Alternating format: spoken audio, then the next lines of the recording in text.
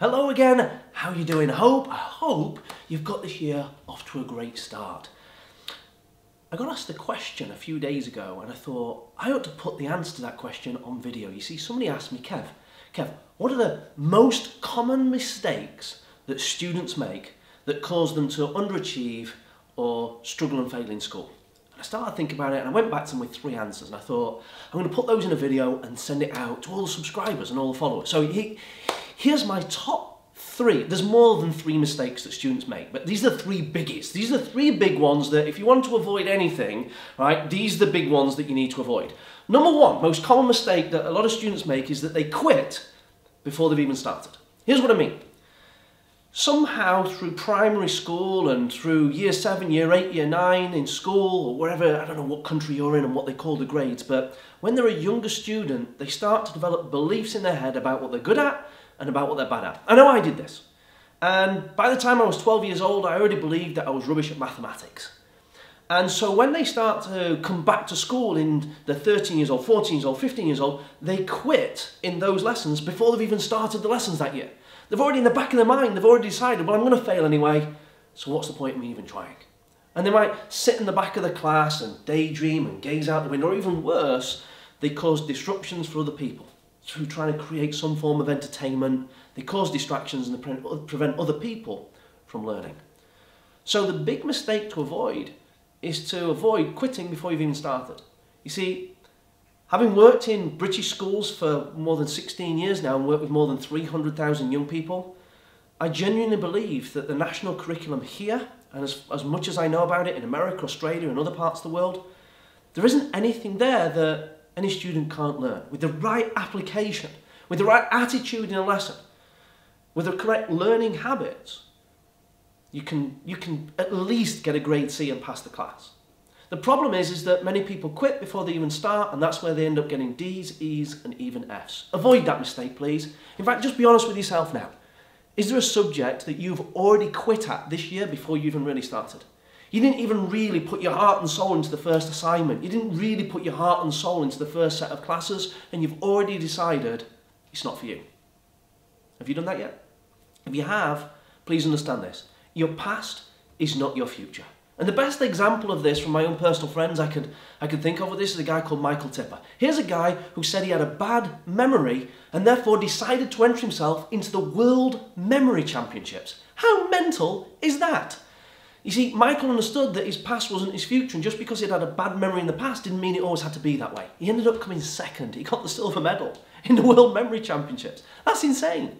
So just because you may have struggled before in maths, English, science or other subjects, I don't know what it was, doesn't mean it always has to be that way. If you've struggled before, it's not the subject that's the problem, it's your habits in those lessons that are the problem. And you need to change your approach in those classes. The biggie to avoid is don't quit before you've even started. Number 2, here's a reason why many students struggle and underachieve in school. Number 2 is that they expect the teachers to do more of the work.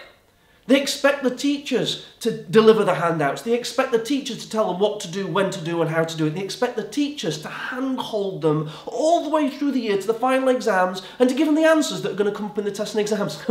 When would you hope that ends? What, you thinking you're going to come and work for somebody like me in the future? You go into the real world of a business and you want your boss to keep giving you the answers? No, that's not why I employ you. I employ you so you can come up with answers for my business.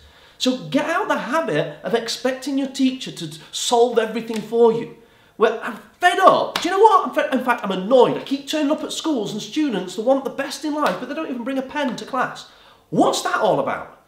Don't expect the adults in your life, your parents, your teachers, or anybody else to solve everything for you. It's time to step up.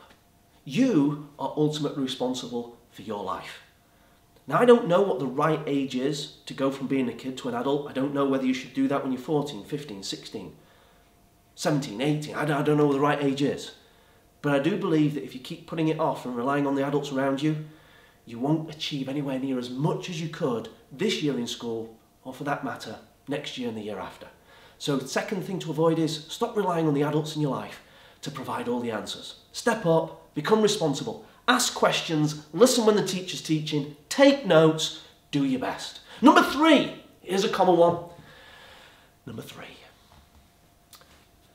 So many students come back to school here in Britain in September, and they got off to a slow start. I find them thinking that school's more of a social experience. Oh great, let's catch up with me mates. I've not seen you for 6 weeks. Where did you go on holiday? What new clothes have you got? What new computer games have you? They're all chatting and nattering, and it's like, it's okay, those tests and exams are so far away. And they got off to a slow start. And the problem is, you can't get time back. You can always make more money, but you can't make more time. Once time has gone, you can't get it back, and you suddenly find yourself chasing your tail. You're running out of time. You've got assignments to do, deadlines to get. You've got too much to do and not enough time to get it done. I mean, can you imagine this approach applying in any other area of life? Can you imagine a professional sports team going, oh, may as well take it easy in the first half. We can catch up in the second half. In fact, I think Brazil tried to do that in the World Cup this summertime, didn't they? Germany annihilated them. I couldn't believe it. Blew my mind. I went to the World Cup. I was in Brazil, there for 3 weeks. I got to a round of 16 game, I got to a quarter-final, semi-final. Blew my mind. I'm like, here's a lad from Donny at the World Cup. What's that all about? And I remember sitting there watching the Brazil game on the screen, in Brazil, watching Brazil, and they're getting hammered by Germany. Now, I know they didn't deliberately decide to say, well, let's take it easy for the first half and see if we can catch up in the second half. But I see many students making that mistake at school. They go, oh, I'll take it easy till Christmas, and then when we get past Easter, then I'll really start to ramp up the work in that final month before exams. No, it's too late. By then, all the other competitors in the world have gone past you. They're getting better grades. They're going to get the job. You won't. There's 3 big mistakes that students need to avoid this year if you're going to succeed in school. Number 1, your past is not your future. Don't quit before you start. Give it your best shot. Number 2, stop relying on the adults. Take the notes, ask the questions, do your best. Number 3, avoid the slow start. Get your momentum early. Turn up on time. Do your best. If you do those things, by the end of the year, you'll be truly unstoppable. Hope you find this helpful. I'll see you again soon. Bye for now.